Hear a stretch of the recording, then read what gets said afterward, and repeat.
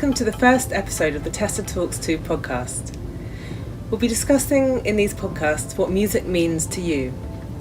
And if you have any stories or ideas you want to share, then please get in touch and email me at tessa@musicandofficers.com. Today I'm here at the RSA with Louisa Petais. Louisa is an opera singer and musician, educator. How are you today? I'm very well, Tessa. How are you? I'm fine, thank you. It's good to be here at the RSA. It's really lovely to be here. It's very inspirational. So tell us a little bit about yourself. Well, I'm currently a singer and music teacher. I teach both voice and piano. And I've had a really interesting evolution, let's say. I've always been very interested in lots of things. So music has been my first love, primarily music and theatre. So I always knew that I wanted to be on the stage in some form.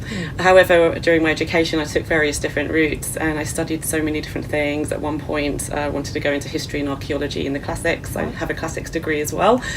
And then the music was always such a strong calling for me, and the stage as well. I couldn't stay off the stage, so everything I did really was en route to kind of becoming what I am now. So yeah, that's just a little bit about how I've got here. And we'll definitely go a little bit deeper into all of that. And before we get started, let's just have a sort of icebreaker to see, just to help the audience get to know you. If you were on a desert island, what song or aria would you sing that would make you feel most alive? I guess, quite honestly, it would probably be Lady Macbeth's first aria. Oh, wow. Just because if that doesn't wake you up, nothing will. Mm-hmm. It's kind of like my trademark piece now. It's what I go in all guns blazing with. And the reason why it's so good for me is because there's no other way to sing it other than purely viscerally. And that wakes me up like nothing else. So it's kind of my warm-up. So if I wanted to rear up and get things going, I know it is weird, but I have a sort of, my voice likes it. So I could never warm up with something like a folk song. I'd have to do the Macbeth first and then do the folk song. Okay, wow. So really I need to connect to the visceral side of me first. Okay. So that would be the one. Yeah. Interesting. So your whole body becomes alive. My whole body becomes alive. Yeah. And so how does music infuse into your daily life? So as a teacher, I deal with so many different genres of music on a daily basis, and so I everything from pop to jazz to classical to choral stuff, early music, everything. So I take pleasure in everything that I do. I take a moment to appreciate everything for its own musical value. I find that really, because I work in music, I listen to less for pleasure. Mm-hmm. I tend to listen to it more if I have to study something specific, or if I'm en route somewhere, so on Spotify, and then I'll usually listen to whatever takes my fancy in the moment. So that could be anything from opera to belly dance, to be honest. Whatever mood you're in. Whatever mood you're in. Turkish pop, that's my current favourite. Oh, wow, that's eclectic.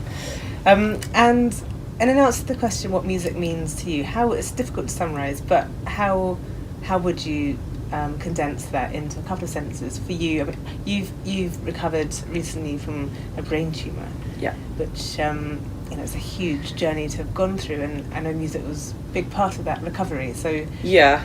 Do you share a little bit of that? Well, it was a pituitary tumour. So I mean, medically speaking, it's sort of in the sort of brain recess. It's not actually a brain tumour, but I had brain surgery.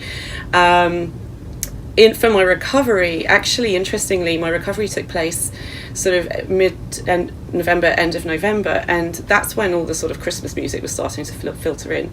Christmas music isn't something I'd normally say was a sort of therapeutic, music for me.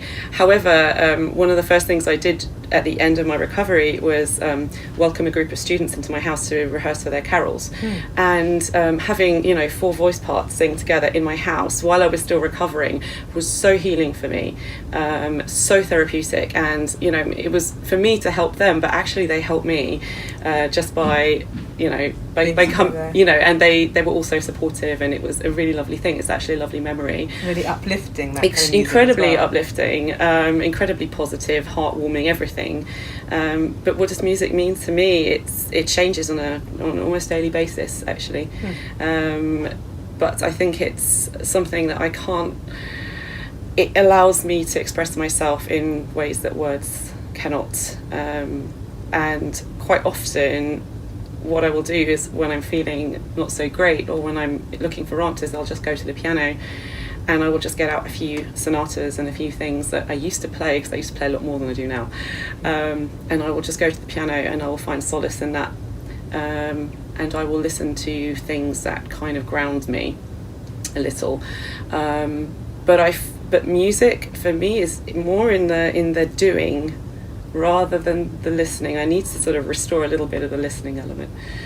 It's interesting, isn't it? Because for so many other people where music isn't such a big part of their life, then it's very much in the listening. It's that forms a much more proactive part.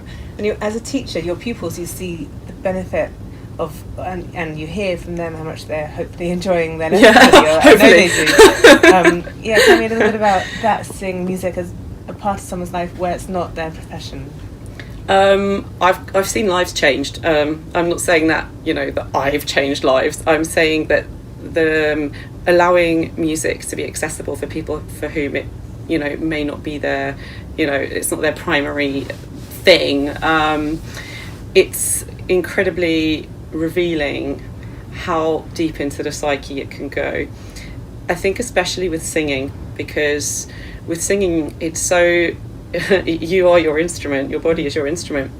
However, very, very few people actually use the whole body. So when you teach someone finally how to connect sound and really make a resonant sound, that's where I see the magic happen. So with my students in particular, I work a lot on getting sound into the body, and they're probably sick of hearing me go on and on and on, but I'm kind of relentless about that, because the difference is astounding.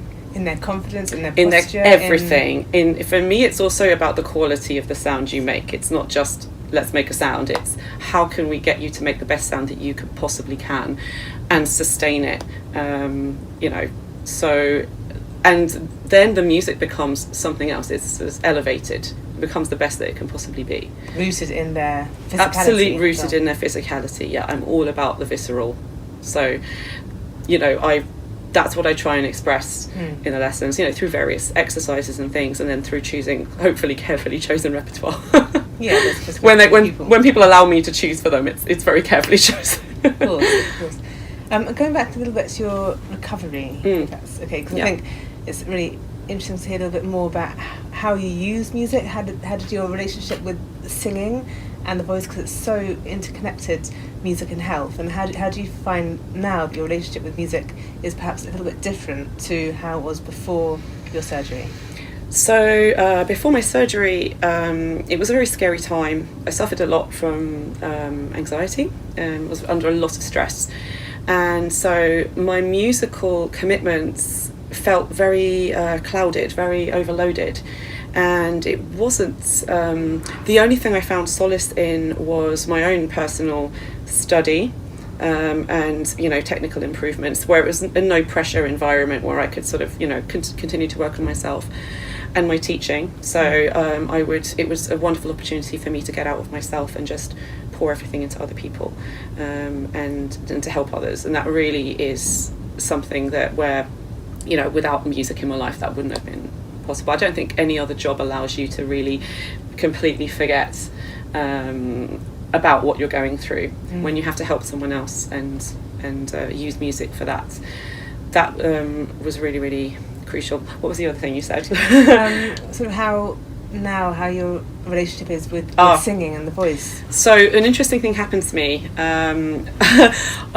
One of the first questions I asked my surgeon was, when can I sing again? And she said, well, you know, if you wanted to, you could probably sing, you know, a few hours after your operation, although I don't think you'd want to. I started to sing at about 3-week mark. Now, you're supposed to take 6 weeks off. And around the 3-week mark, I was just bored as hell, and I was just itching just to kind of move the voice.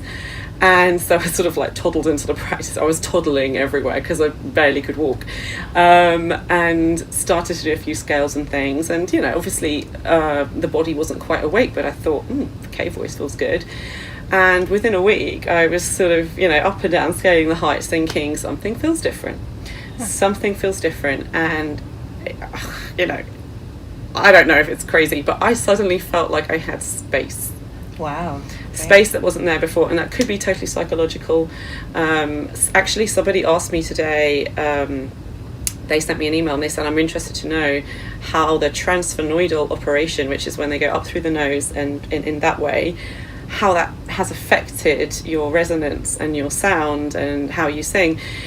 I can only say that actually, you know, my septum is deviated to the point where it's just ridiculous. That's the only thing. However, it doesn't seem to have affected me negatively. I don't really feel anything negative when I sing. I just feel more space generally.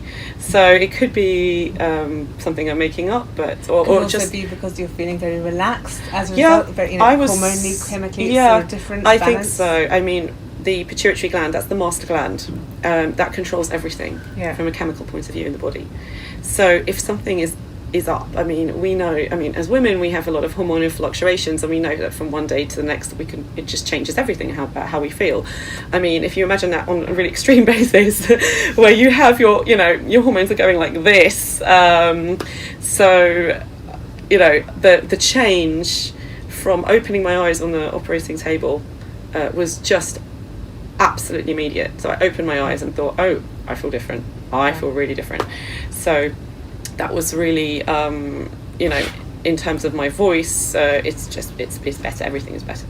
It's brilliant. It's so good to hear that you can go through such a surgery and such a trauma in those ways and come out feeling with so much more confidence and so much more sort of happiness. It really was like that for me. I was actually more worried about the intubation process, you know, when they put the anaesthetic in and they put the tube down your throat. I was more worried about that. However, I communicated with the anaesthetist on a regular basis, wrote letters and everything saying, I'm a singer, please protect me. They were wonderful. You know, the guy called me, we had a chat, he came to see me. He was just wonderful. So, you know, I would recommend anyone who is especially a singer to definitely talk to an anaesthetist beforehand. Make sure they know that you're a singer. Just, you know, go in screaming it and they'll look after you. Yeah. Oh, well, Louisa, thank you for sharing that. And welcome. where do you, final question perhaps, but where does your love of music and singing come from? I don't know. It's something I can't remember not loving. So as a child, all I wanted to do was sing and dance. You just couldn't stop me. I would just sing and dance and dress up and tear clothes out of my mum's wardrobe and dance around the house and pretend to be someone else. And The King and I was my first ever sort of love. That's the musical. We had it on videotape. And I would call it the Getting to Know You after the song. I thought it was cool, Getting to Know You, for years. And I've just danced around. That's all I wanted to do. Yeah, you lived it. It seemed to be something really innate. Neither of my parents are musicians. You know, my mum loved music, and she would have, you know, classical music sometimes in the house, but I took it to the next level. So, at least, yeah. Oh, I think it's quite clear what music means to you, and thank you very much for sharing it with your pupils. I think that's the most precious thing you can do, isn't it? Sort of to teach and to pass on a love and a passion. I think so. And we look forward to your upcoming concert. Do you want to say a little bit about your upcoming? Yes. So this concert I'm doing is on the 22nd of March, and it's in aid of the National Brain Appeal.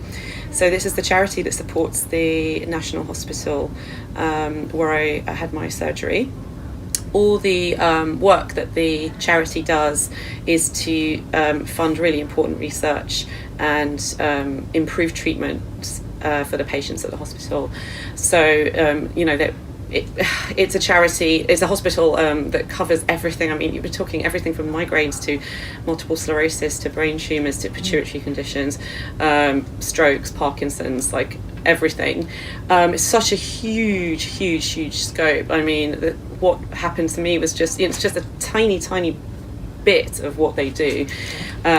So it was really important to me that I give something back, and also that it's not just about the pituitary tumours, it's about everything. When I was in the ward, there were people who had all sorts of different issues around me, and you feel a lot of compassion for everyone that's around you.